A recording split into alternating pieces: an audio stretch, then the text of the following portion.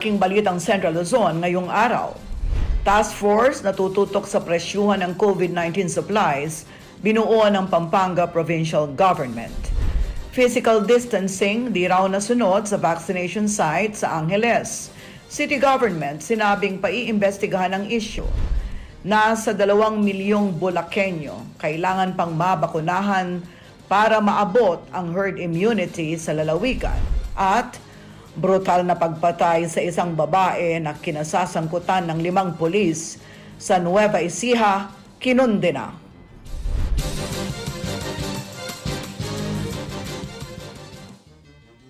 Maya Pabengi, Pampanga, magandang gabi Central Luzon. Ako si Sonia P. Soto at ito ang mga nangunguna at tinutukang balita ng CLTV News.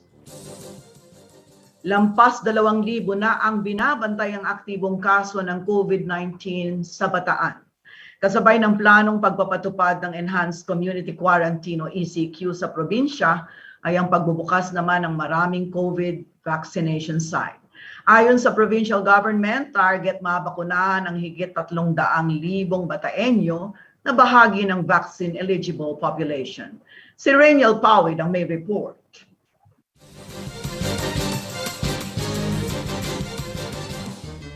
Sa napipintong pagpapatupad ng Enhanced Community Quarantine sa Bataan, sunod-sunod din ang pagbubukas ng mga COVID-19 vaccination center sa buong lalawigan.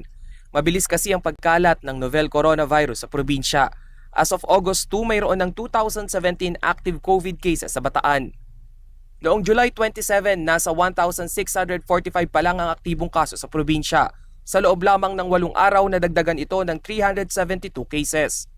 Nitong August 2, nagbukas na ang SMC Ligtas Vaccination Site sa bayan ng Limay. Ito'y tulong ng business sector upang mas mapabilis ang vaccination rollout sa probinsya, lalo na ng mga manggagawa. We are set to vaccinate 70,000 people and their families. Vaccination is only the beginning, and we are glad to be a part of the large team that will help it make possible. August 3 naman ang buksan ng ika-21 vaccination site ng lalawigan sa Barangay San Carlos sa bayan ng Mariveles. Base sa August 3 COVID-19 vaccination report ng Bataan, umabot na sa 109,278 ang nabakunahan ng first dose, habang 96,157 naman ang fully vaccinated. Target na mabakunahan ang karagdagang 200,000 Bataenyo upang makamit ang herd immunity.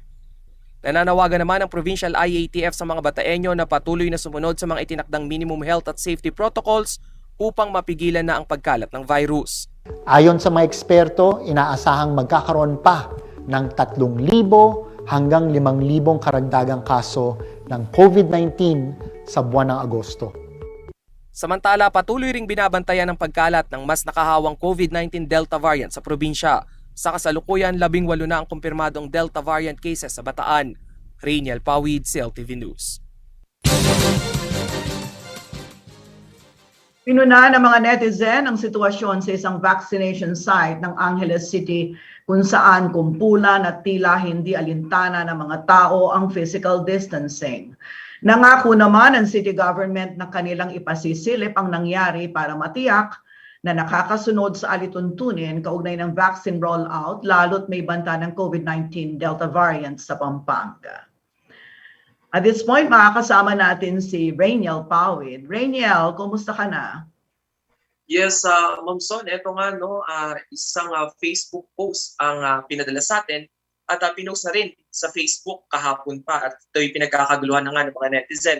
Ito yung sitwasyon doon sa vaccination area, isa sa 2 vaccination area ng Angeles City. Ito nga makikita ang tila kumpulan at hindi na nasusunod na social distancing protocol doon nga sa vaccination area na yon. Ngayon, idinulog natin ito sa city government at kinalin namang sinabi na paimbestigahan nga agad at pinapuntahan yung area para masigurong hindi na mangyayari ang kahalintulad na sitwasyon. Actually, Ate Son, para sa kaalaman ng lahat, 400 IATF personnel ang itinalaga na ng city government para nga mabantayan itong mga vaccination area dito sa syudad. Ma'am Son? Okay. Oo, Rainiel, ilan ba ang vaccination site sa buong Angeles City? Ma'am Son, meron silang dalawang main vaccination area dito sa syudad. At kung may tatanong nyo na rin, no, ito nga ay sa City College of Angeles at sa Angeles City National High School. Ang layo nito ay nasa 150 meters lamang. So adjacent lang sa isa't isa itong dalawang vaccination area nito. Oo, pero hindi ba meron namang tinakdang kapasidad ng venue kung ilan lang ang pwede sa mga lugar na yan, sa mga sites na yan? Ano ba ang capacity ng mga venue na yan, yung mga site na yan na sinabi mo? Ma'am Son, ng ating tong tanungin sa City IATF, no, bawat site ay bawat vaccination site ay may capacity na 2,000 to 2,500 na vaccine per day, no. Ito rin yung kanilang kakayanan para sa buong isang araw na mabakunahan nga yung mga residente dito sa Angeles City. Meron ba silang sistema para hindi sabay-sabay na pupunta sa vaccination site ang mga magpapabakuna? Siyempre kung ganyan kalaki yung kapasidad ng venue at ganun din karami yung sinabihan na pumunta, halimbawa 2,000, talaga naman magkukumpulan yan, di ba? Hindi hindi mo maiiwasan na hindi magkumpulan unless binigyan ng let's say staff na may schedule. Meron ka bang naitanong mo ba sa kanila anong naging sistema nila, bakit ganoon kahaba ang pila at nawala ang physical distancing? Yes, Ma'am Son, no, gaya ng ilang LGU na nagro-roll out na rin ng bakuna, ang kanilang patakaran dito ay per time, no, time scheduling yung pagbabakuna. So dahil nga sa dami pa rin at pagpapabilis ng rollout vaccination, ay tila nag-overlap na itong mga kababayan natin para sa vaccination nila. So ngayon, Ate Son, ang ginawang hakbang naman ng City IATF ay yung pagtatalaga nga nitong mga alternative mode of vaccination. Una-una dyan, yung pag-lunsad nila o yung launching nila ng mass vaccination at yung house-to-house vaccination para sa mga bedridden nating kababayan at mga senior citizen na yung age bracket ay mula 80 hanggang 99 years old. So meron namang sistema na pinatutupad. So nakumpirma ba itong nangyaring ito dun sa vaccination area na yan na tinutukoy mo dun sa report mo? Yes, Ma'am Son, no, verified. Confirm, verified yes, and confirmed. And verified naman from the end of the city government. Dahil kanina nakausap natin mismo si Mayor Pogi Lasatin at kanyang sinabi na yes, nangyari ito sa Angeles City National High School at ito nga ay kahapon no, August 4 at kanila naman daw agad itong pinapuntahan sa mga City IATF personnel. Ang ibig mong sabihin, noong nangyayari yung vaccination, wala pang mga IATF personnel doon. Sino ang nagmamando doon sa vaccination site sa Angeles National High School? Actually, Ma'am Son, ito nga yung pinoint out sa atin ni Mayor Lazatin. Noong mga panahon na yon ay meron ng mga nangakatalagang City IATF personnel. Ito ay kinabibilangan ng mga manggagawa mula sa Rural Health Unit, maging ng mga city personnel or security personnel kasama na yung PNP. Ngayon, ang kanyang tinutukoy naman o yung binibigyan diin dito is yung para naman sa side o yung koordinasyon ng tao. Dahil sabi niya, at the end of the day, it will be on the side pa rin ng mga vaccine na huwag sanang magpunahan at sundin pa rin yung pinatutupad na minimum health at safety protocols. Hindi lamang yung physical distancing, no, Ma'am Son, kung hindi yung tamang pagsusuot ng face mask maging ng face shield. Ma'am Son. Oo, meron din kasing responsibilidad yung mga tao na nagpapabakuna. Hindi lahat ay responsibilidad ng mga namamahala sa vaccination site, ng city government, ng barangay, ng rural health unit o ng city health office na siyang nandoon sa vaccination area. Meron kasi silang mga tungkulin na tinutupad din, hindi ba? Sila yung nagpapagod, yung mga frontliners natin. So nag-apila si Mayor Pogi Lazatin na sana magkaroon naman ng disiplina din ang hanay ng mga nagpapabakuna. May na-interview ka ba dun sa mga nagpabakuna o kaya yung mga nakakita nung pangyayari, bakit tila nawala ng disiplina ang ating mga kababayan? Rainiel?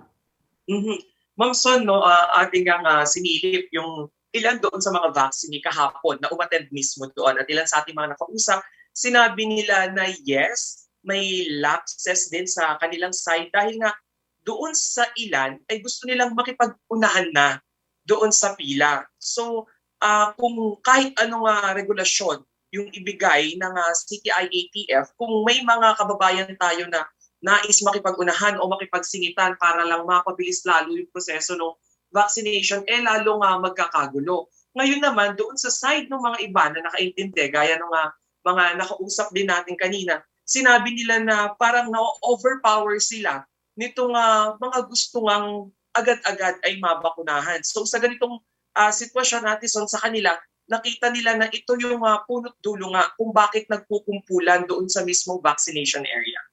Oo, iniisip ko lang yung konteksto, no? Of course, wala ako doon. Ikaw ang nakakaalam. Covered naman yung lugar. Kahit na umulan o umaraw, hindi naman sila mababasa o kaya mabibilad sa araw kung sakali. Of course, yesterday at araw-araw naman this past few days because of Habagat, talagang tuloy-tuloy ang ulan, hindi ba? Iniisip ko lang baka may mga dahilan din sa bahagi naman ng mga nakapila na nagpapabakuna, baka umiiwas sa lakas ng ulan sa labas dahil mahaba-haba ang pila, kung kaya't may tendency na magkumpul-kumpulan. Nangyari ba yung ganong sitwasyon, Rainiel? Doon sa ilan nating nakausap, no, Ma'am Son, yun din, no, tama yung punto mo na umuulan kaya sila nakikipag-unahan. Ito parang agad nang makauwi or kasama kasi nila yung kanilang magulang na inaalala rin nila. So, ayun yung mga tinitignan nilang rason kung bakit sila nakipag-unahan. Unang-una yung weather. Pero to be fair with the CTI-ATF, nakita naman natin na well-ventilated yung lugar at maayos naman, no, kung sakaling bumuhos man yung malakas na ulan ay walang mababasa doon sa hanay ng mga vaccine, maging doon sa mga frontline health worker natin na kababayan. Okay. Kulang ang ating oras. Gusto ko lang itanong din sa iyo kung meron nga ba talaga silang hawak na schedule. Kunyari, anong oras sila dapat talaga pumunta.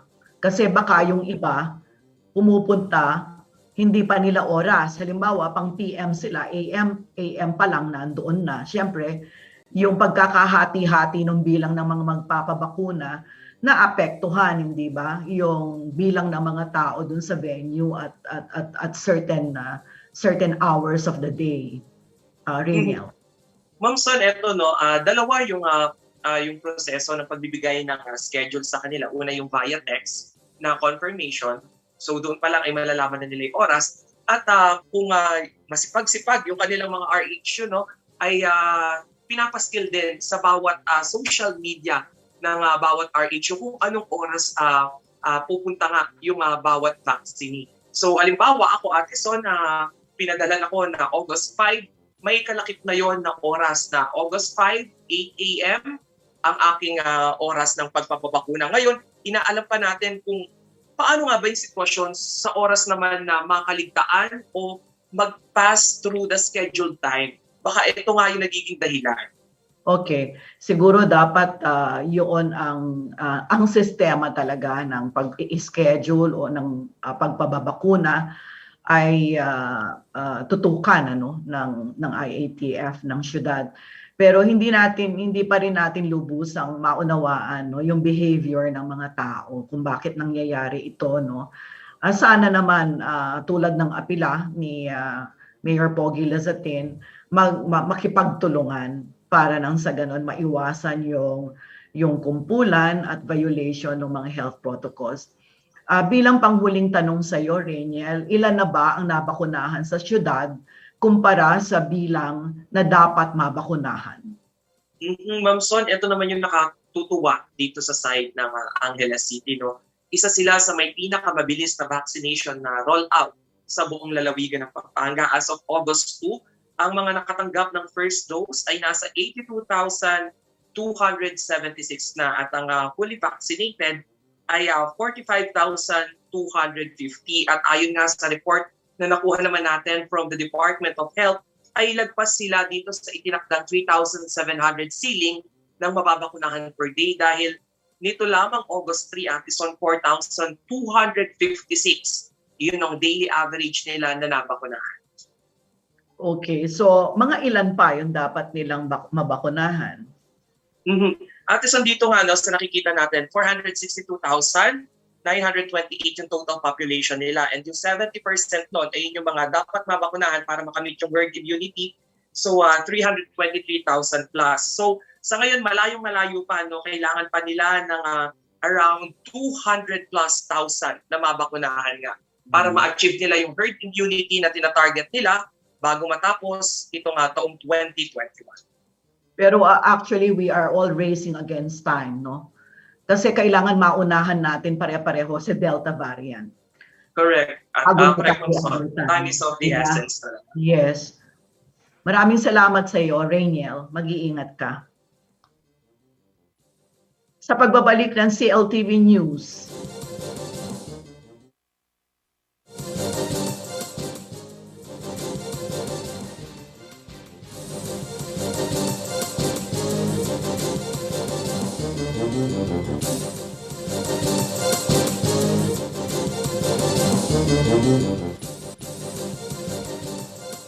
Ng 5 pulis sa Nueva Ecija, kinunde na DILG enforcement ng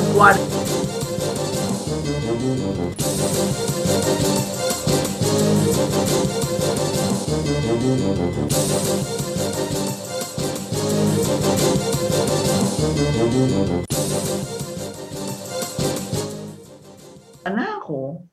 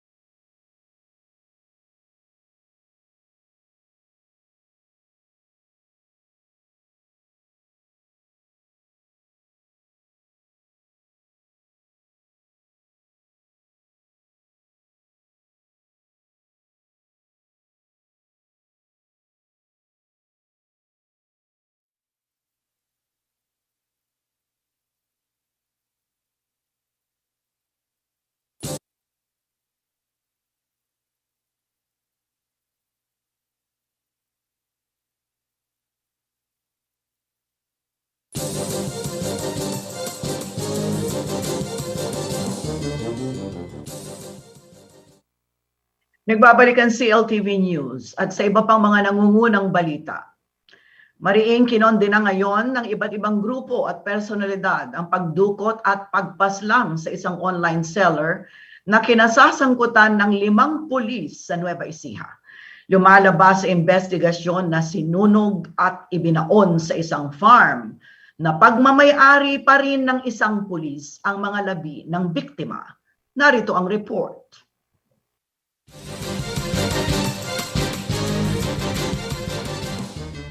July 20, 2021, nagtungo sa Barangay Tagpos, Santa Rosa, Nueva Ecija ang tindera ng alahas na si Nadia Casar mula Cavite kasama ang inupahang Grab driver para mag-deliver.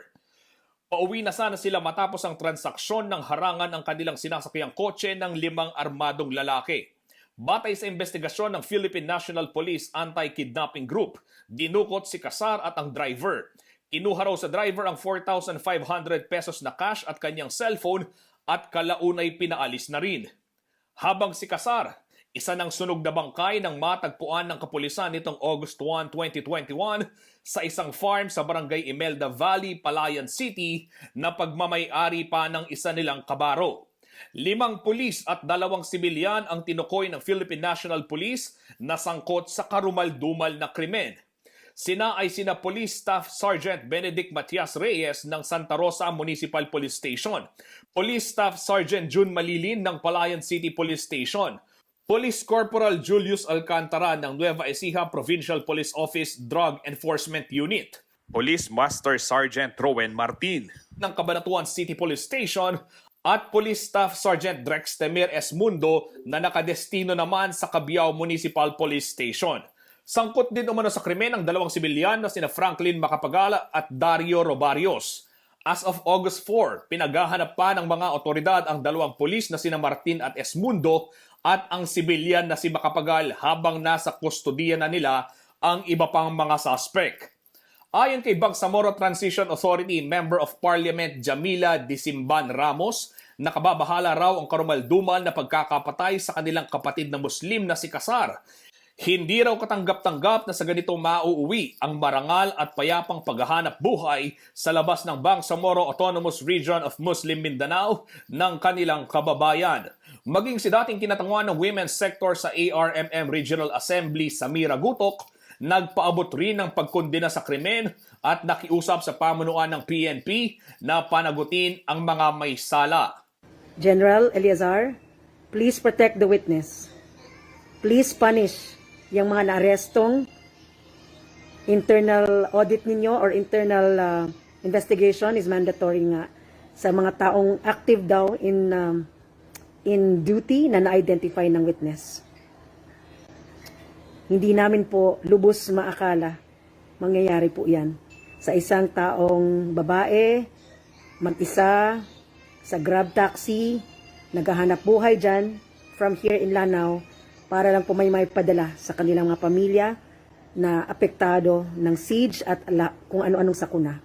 Samantala, ipinag-utos naman ni PNP Chief Guillermo Eleazar ang agarang pagsibak sa pwesto sa mga suspect at ang masusing investigasyon para mapanagot ang mga ito. Tiniyak din ng PNP Chief na mabubulok raw sa kulungan ang mga salarin. Justin Dizon, CLTV News. Umaapela si Department of the Interior and Local Government Barangay Affairs Undersecretary Martin Dino sa mga local chief executives sa bansa na suportahan ang barangay level sa enforcement ng community quarantine protocol.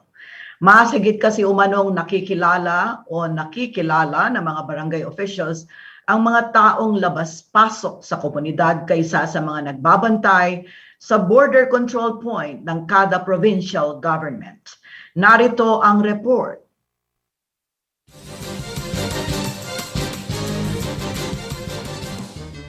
Sa pag-iikot ng CLTV News sa 10 border control point ng Pampanga na sinasabing naghigpit simula noong Agosto sa mga papasok na motorista, kapansin-pansin na walang gaanong pila ng mga sasakyan. Dito sa NLEX San Fernando Interchange, kabilang sa mga tinitingnan ay ang ID at ilang dokumento. at ng aming pulsuhan ng mga motorista kung gaano ka-epektibo na hindi malulusutan ng mga taga Maynila o labas ng Pampanga ang mga border control point. Sagot nila. Tingin nyo, sir, kung wala kayong ID, makakalusot ba? Baka hindi po. Dapat po talaga meron. Yes po, dapat po meron. Okay lang, medyo mayroon din konti. May konting check up yung mga ano. Pero nakakalusot naman po. Oo, nakakalusot. Sa pananaw ni Department of the Interior and Local Government o DILG, Barangay Affairs Undersecretary Martin Dino, sa usapin ng enforcement ng quarantine restrictions, higit na nakalalamang ang barangay level. Yon ay dahil mas mausisa sila at pamilyar sa mga tao sa loob ng komunidad. Wala kaming problema sa data gathering dahil araw-araw may datos ang barangay. Ang problema lang talaga, hindi kami yung natatap agad. Kami lang yung laging taga trouble shoot, di ba? Ayon kay Yusek Dino, pati na sa contact tracing sa usapin ng sustainability, di hamak umanong lamado ang nasa barangay level dahil sila ang nakakaalam sa nagiging takbo ng buhay ng mga kabarangay, sa mga apor na kailangang lumabas at sa mga gumagala lamang sa lugar. Kamukha niyan, hindi ba nagkaroon ng contact tracer o nag-hire tayo ng mga college graduate? Asa na sila ngayon? Asa na yung mga contact tracer na hinire? Eh kung ang hinire mo, mga barangay health worker, barangay tanod, hanggang ngayon napapakinabangan mo pa.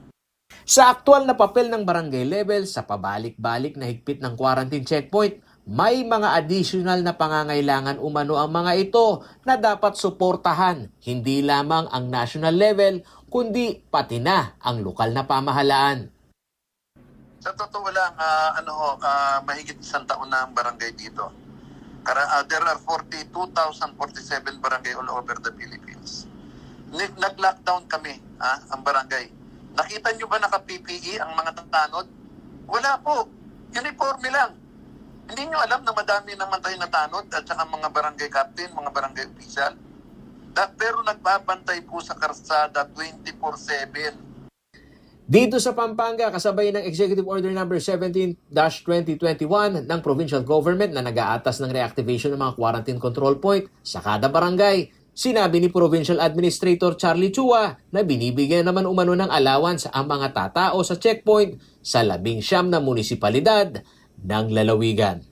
Paolo G. Santos, CLTV News. Sa pagbabalik ng CLTV News, nasa 2 milyong Bulakenyong kailangan pang mabakunahan para maabot ang herd immunity sa lalawigan. Manatiling nakatutok at magbabalik ang CLTV News.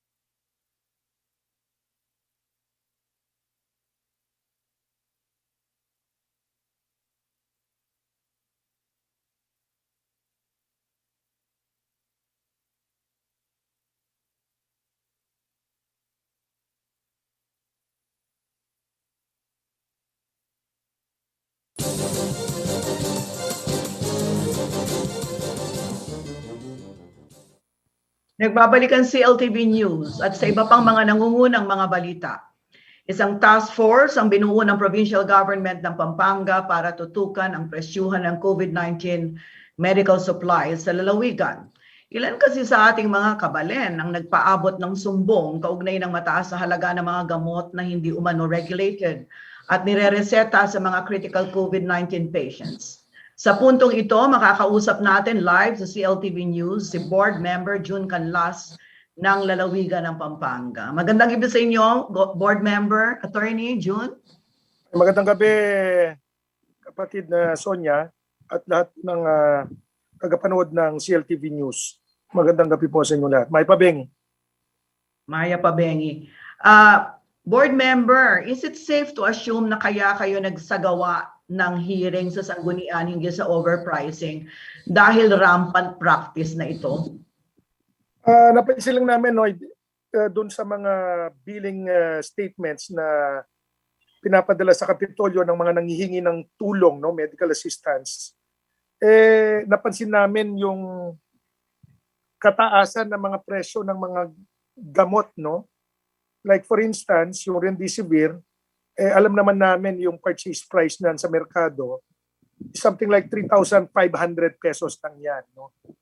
But from the records, nakita namin yung presyong nakalapaloob doon sa mga billing statements ng mga hospitals. Hindi na lang magbabanggit kung anong mga hospitals, ranging from a low of 6,000-7,000 to a high of 22,000 pesos.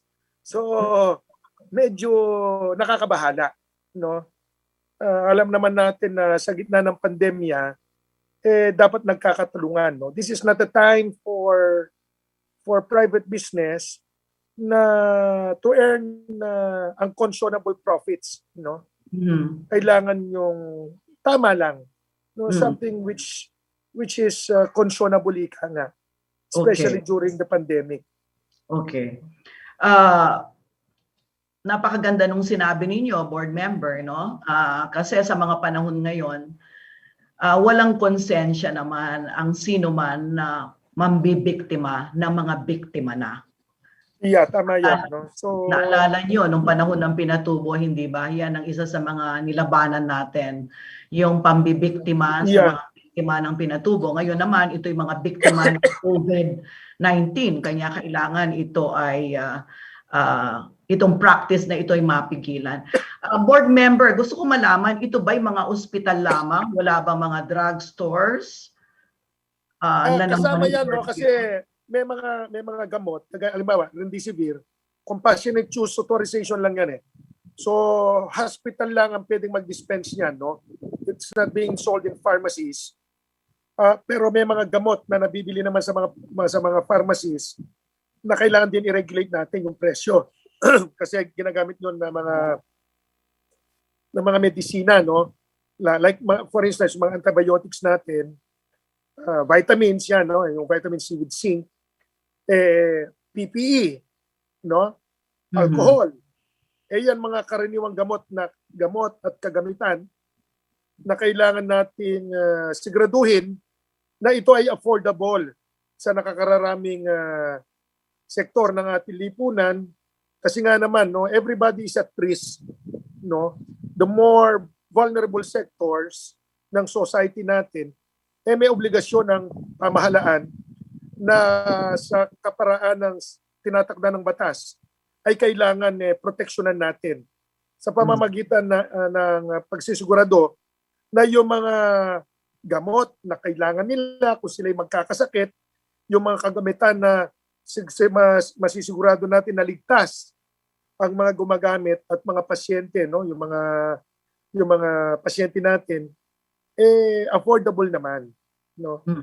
So we have a law for that, yung Price Act 1992, na kung saan tinatakda doon, na sa panahon ng kalamidad and when there is a declaration of a state of calamity na meron naman dahil nga mechanism doon na kung saan magkakaroon ng price ceiling, na kung saan magtatakda ang National Price Coordinating Council, upon the recommendation of the Local Price Coordinating Council, at kapag itong mga presyo ay tinakda na, ay hindi pwedeng lumampas doon ng singil ng mga private hospitals at mga butika natin. So kailangan talaga may takda yung price ceiling. Bagamat merong sinasabi na suggested retail price, no? As the term connotes, suggested lang yan. Kumbaga, it is not covered by sanctions kung sakaling ikay lumabag. No? It has to be a price wherein kapag may violation tayo, ay merong takdang kaparusahan na naghihintay sa mga nagba-violate nito. So yun po ang gusto nating maging maitakda dito sa probinsya, at yun po ay kagustuhan ng ating gobernador, ng ating mga kasama, si Vice Governor Nanay, at mga board members. No? Kaya po binuo at kinonvene na ni Governor Dennis Pineda yung local price coordinating council, at yung pong initial meeting namin ay bunga po ng direktiba ni Governor Dennis Pineda. Okay, board member, ano po ba ang komposisyon nitong local council na ito na siyang dapat na kumokontrol at It comprises of members ng that's been presyo. shared by the governor, and members of which may discretion po ang governor, no, kung sino ang kanyang pipiliin magbubuo ng mga miyembro nito. Okay. So hindi po ba aktibo itong local council na ito sa pagmo-monitor ng mga presyo? Minomonitor naman po, no. Katunayan nga po, alam ko meron ng pinosi sa Facebook account ng probinsya yung mga suggested retail price na mga kailangan ng gamot, no. But we went further, kaya nga po maliban dun sa suggested retail price, gusto po natin magkaroon ng price ceiling. Maitakda yung hangganan ng presyo ng mga gamot, lalo na yung mga COVID medicines na kailangan natin. Especially with the expected surge, no, ng mga COVID patients with the Delta variant na nababanggit nga po. Board member, yun bang mga ospital na nakitaan ninyo ng mga billing statements kung saan napakataas nga o lampas-lampas dun sa dapat na tubo, no? Yung mga gamot na binanggit ninyo, ang kamay ba ng batas kung sa Pampanga Provincial Government tayo mag-uusap, kaya niya na abutin ang mga ospital na yan? Sino bang ano bang ahensya ng pamahalaan ang dapat pangunahin na magre-regulate at magpe-penalize kung sakaling merong mga violation ng mga ospital na yan? Ang nakatakda po sa Price Act, ang lead agency dyan, yung DOH at saka DTI, no? But we're being assisted as well by the NBI at ng CIDG. Kasama po namin sila nung sa pagpupulong at pinag-usapan nga doon, no? Siyempre, ano ba yung mga tinatakda ng batas para magkaroon po sila ng legal basis for them to undertake the necessary investigation, and if the evidence and the facts so warrants, maghahain po ng mga kaukulang mga asunto na kung sino man ang mapuputunayan na mayroong probable cause, ika nga, o may sapat na ebidensya na magpapatunay na may paglabag sila sa mga alutuntunin ng batas, no? So yun po ang kaya, no? Okay. Maliban po doon, we have set Friday tomorrow para sa pagsasabit po ng mga official recommendations ang nabanggit na mga ahensya, yung DOH, yung DTI, and PhilHealth, at yung Provincial Health Office po namin, no? Para po sa ganun ma-establish namin ano ba yung kasalukuyang umiiral na presyuhan ng mga COVID medicines at iba pang mga equipment, kagamitan na kailangan para po sa pandemyang ito, lalo na sa mga pangangailangan ng mga pasyente natin na nangko-COVID, so that next week ay magkakaroon po ng takda, no? Hinihintay lang namin yung mga kaukulang ulat. Magtatakda po ang pagkakalam ko ng pulong na pangungunahan sigurado ng ating gobernador at mga miyembro ng Local Price Stabilization Council, no? Kasama na, the law requires a public consultation and public meeting, no? With the stakeholders. Kasama na po yan yung mga private hospitals. Para sa ganun mapag-usapan, no, itong mga issues na ito, ano ba yung nararapat na presyo na dapat itakda para sa mga basic medicines na kailangan natin, mga basic na gamit na kailangan natin sa paglaban natin sa COVID-19, na hindi naman masyadong nasasaktan din ang mga private hospitals natin, but at the same time, yung konsiderasyon natin sa pangunahing interes ng ating mga kababayan, no? Okay. That is first and foremost what should govern itong pag-uusap natin tungkol sa pagtatakda ng prevailing price ceiling dapat. Okay. Board member, liban dun sa pulong na ipinatawag ni Governor kung saan aalamin o uungkatin ang mga ulat, ano, kaugnay nitong mga overpricing na ito. Mayroon bang itinakda ang Vice Governor na panibago o kasunod na hearing ng sanggunian upang higit pang mapag-usapan yung iba't ibang aspeto ng problema na ito in aid of legislation? Actually, during the conduct of the meeting, tinawagan ako ni Vice Governor Nanay at napag-usapan pa namin kung ano pa yung mga legislative measures na kailangan naming pag-aralan at isang pa aprubahan dito sa sanggunian, no? Bilang pagpapatibay at the same time, no, pagsisigurado na ito ng mga kaukulang mga regulasyon ay supported by the appropriate legislative measures by way of ordinance dito sa Kapitolyo. Napag-usapan nga namin yung pagkakaroon ng emergency hotline, no? Na kung saan magkakaroon ng 24/7 ito, 24 hours, no?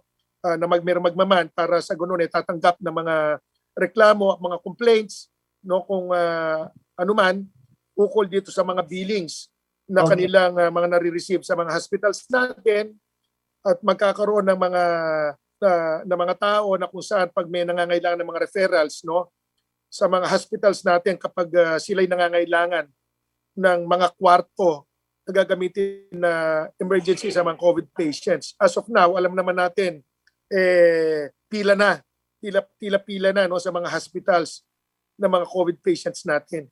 So we want to ensure na mga kababayan natin kahit paano, no, sa gitna ng pandemya at kung sila ay magkakasakit ay merong mga kaakibat na mga tulong na para sa ganun magpapagaan naman sa kanilang mga problema. Okay. Board member, samantalang wala pa yung hotline, saan at kanino maaring magpadala ng report o magsumbong kung kinakailangan yung mga kababayan natin na nakakaranas ng overpricing sa mga ospital at drugstores? You could, pwede nyo pong mismong ihatid sa aking opisina. Actually, naka-receive na ako ng email, no, kanina, dahil nga dun sa pinos ng Public Information Office namin about this issue nga, no. Merong nag-text sa akin na kung pwedeng malaman yung email address ko. So binigay ko naman, and naka-receive ako ng email sa kanya, no, tungkol sa billing statement na sa tingin niya hindi tama, no. At merong mga kaukulang mga resibo, mga dokumento na sa tingin ko, no, in my assessment as a lawyer, talagang parang merong mga pagkakamali. We do not know yet whether those billing statements, no, those items in the billing statements were intentionally done or were a result of an oversight or unintentional. Okay. Kasi nga may mga billings doon, isipin mo, PPE o gloves, no, yung guantes, 103 pieces, no. Mhm. Doon sa palang bilang add number na. Normally Okay. yung mga gloves natin, COVID patient, hindi lang naman isa ang isusuot mo, dalawa. Okay. Tapos yung the sheer volume of the number, no? Parang kada segundo nagpapalit. Parang mga 3 days lang yata ang nagstay sa hospital. Okay. So Sige. at a mere glance, makikita mo na parang may mali. We just don't Okay. know whether this is a result of an oversight or was it intentionally done, no? Para Okay. makasingil ng malaki. So, kung meron po kayong reklamo, no, in my capacity as a board member, at tayo naman po, ako po kasi nag-iisang abogado sa mga board members. So, I took it upon myself, no, to receive such complaints and conduct the necessary investigation. Okay. And if the evidence so warrants, makakaasa po kayo, no, that we will assist you in finding and filing the proper remedy. Okay. Whether sa anumang agency yan o kung kinakailangan umabot po tayo sa usgado para Okay. po mahanap natin na ang hustisya ay gagawin po natin. Sige. Maraming salamat sa inyong oras, Board Member June Canlas. Maraming salamat, kapatid na Sonia. Sa pagbabalik ng CLTV News, nasa 2 milyong Bulakenyo kailangan pang mabakunahan para maabot ang herd immunity sa lalawigan. Manatiling nakatutok at magbabalik ang CLTV News.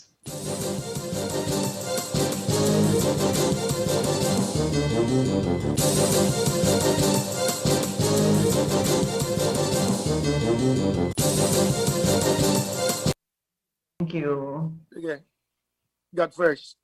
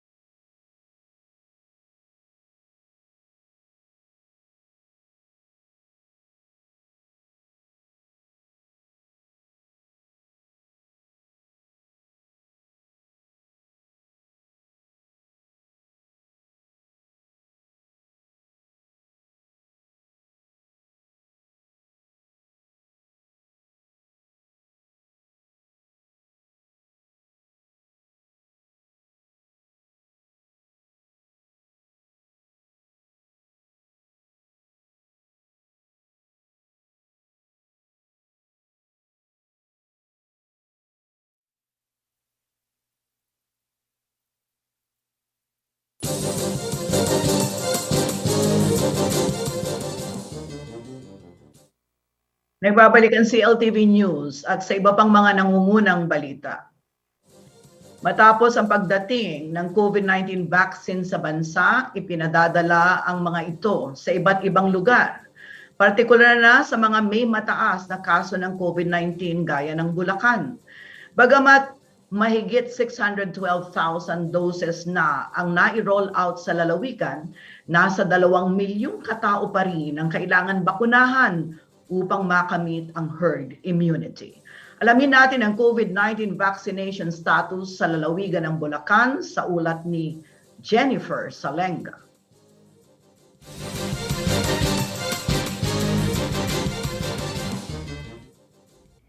Nasa 612,955 doses ng COVID-19 vaccine ang nai-roll out na sa Bulacan mula pa ng simula ng pagbabakuna nitong Marso. Sa tala ng Provincial Health Office, nasa 344,740 na ang nabigyan ng unang dose, habang 268,250 naman ang fully vaccinated na.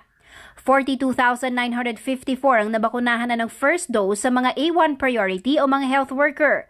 36,875 naman ang mga nakatanggap na ng second dose ng bakuna. Sa A2 priority group o mga senior citizen, 124,965 ang nabigyan na ng first dose, samantalang 108,091 naman ang fully vaccinated na. Kasama rin sa mga prioridad na mabakunahan ng mga persons with comorbidities o A3, nasa 93,788 na ang nakatanggap ng first dose, habang 85,786 naman ang naka-second dose na. Ang A4 o yung mga tinatawag na economic frontliners, 82,906 ang naka-first dose ng COVID-19 vaccine at 36,974 naman ang tumanggap na ng ikalawang dose. 1,489 katao naman sa indigent sector ang naka-second dose na. Ayon sa provincial government, tumaas ang bilang ng mga fully vaccinated na mga Bulakenyo matapos ibaba ng pamahalang panlalawigan ang vaccination rollout sa mga bayan. Mas nagpabilis din daw ang pagdating ng bakunang Janssen mula sa national government na isa lang kinakailangan upang maging fully vaccinated ang isang individual. Base sa 2015 Census Population ng Philippine Statistics Authority o PSA Gitnang Luzon, 3,292,071 ang kabuang populasyon ng Bulacan. Para makuha ang 70% herd immunity, dapat nasa mahigit 2.3 million ang dapat mabakunahan ng COVID-19 vaccine. Samantala sa datos ng Provincial Health Office ng Bulacan as of August 2, 2021, nasa 43,897 na ang kabuang bilang ng mga tinamaan ng COVID-19. Nasa 1,687 ang kanilang mga aktibong kaso. 938 na ang bilang ng mga nasawi habang 41,272 naman ang mga gumaling na. Nagpaalala naman si Governor Daniel Fernando na paigtingin ang contact tracing at ang mahigpit na pagpapatupad ng Prevent, Detect, Isolate, Treat and Reintegrate strategy upang maiwasan ang lalong pagkalat ng mga kaso ng COVID-19, lalo na ngayon na pumasok na rin sa lalawigan ang mas nakahahawang variant ng virus. Patuloy namang nananawagan ang gobernador sa mga Bulakenyo na sumunod sa mga minimum public health standards upang makaiwas sa hawaan sa anumang uri ng virus. Jennifer Salenga, CLTV News. Narito naman ang isang mabilis na sulyap sa mga kaganapan sa iba't ibang bahagi ng rehiyon sa Central Luzon News Express. Hatid ni JM De Jesus.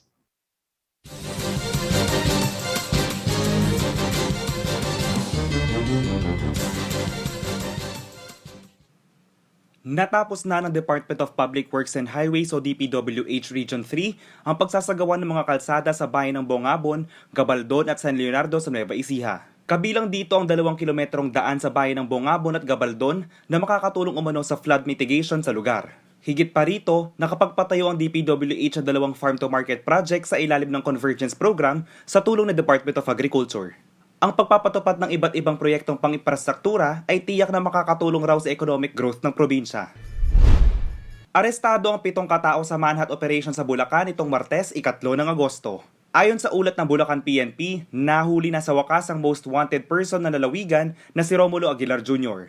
Kakasuhan ito ng paglabag sa mga sumusunod: RA 10175, Cybercrime Prevention Act, violation of RA 7610 o Anti-Child Abuse Law at rape with no bail. Nadakip din ang 6 pang individual mula sa iba't ibang lugar sa lalawigan. Ayon sa kapulisan, ang matagumpay na manhunt operation ay resulta ng pagtutulungan ng Bulacan First Provincial Mobile Force Company at ng tracker team ng Bulacan MPS.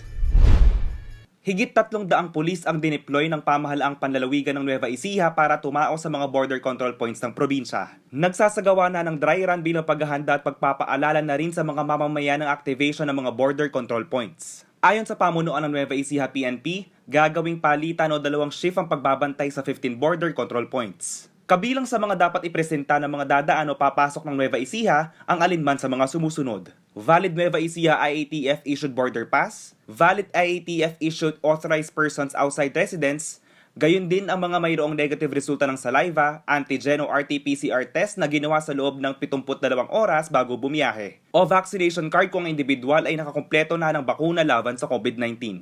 Ang isasagawang activation ng Border Control Protocol ay nakapaloob sa Resolution No. 2 Series of 2021 ng Nueva Ecija, Multi-Sectoral and Anti-Agency Task Force on the Control and Management of COVID-19 na ipapatupad simula ika-6 ng Agosto. Nasa 120 Army Reservists ang Central Luzon na nasa military training sa Camp Aquino.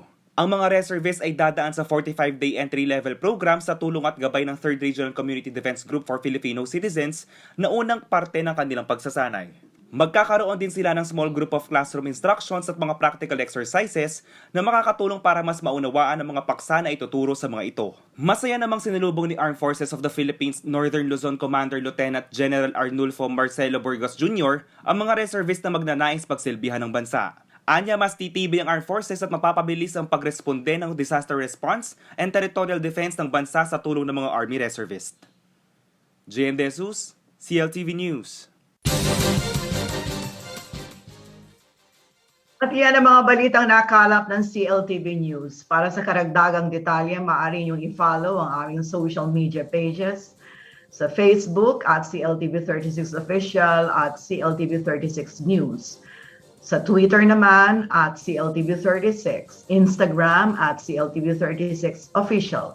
Kung nais niyong balikan ang mga programa ng CLTV, pwede niyong bisitahin ang aming YouTube channel at CLTV36 Official at ang aming website sa www.cltv36.tv.